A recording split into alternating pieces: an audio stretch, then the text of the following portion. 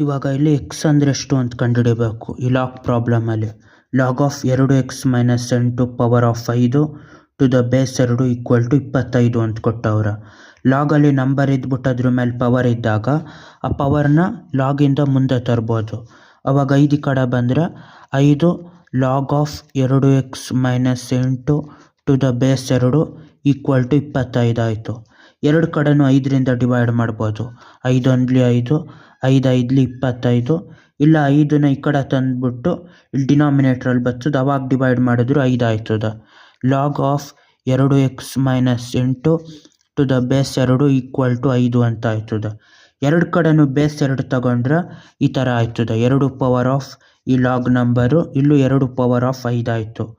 ಇಲ್ಲಿ ಬೇಸಲ್ಲೂ 2, ಲಾಗಲ್ಲೂ ಬೇಸಲ್ಲಿ 2 ಇದ್ದಾಗ ಹೊಡೆದಾಕ್ಬೋದು ಅದನ್ನು ಪೂರ್ತಿ.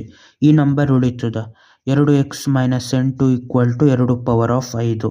2 ಪವರ್ ಆಫ್ 5 ಅಂದರೆ 2ನ 5 ಸತಿ ಗುಣಿಸ್ಬೇಕು.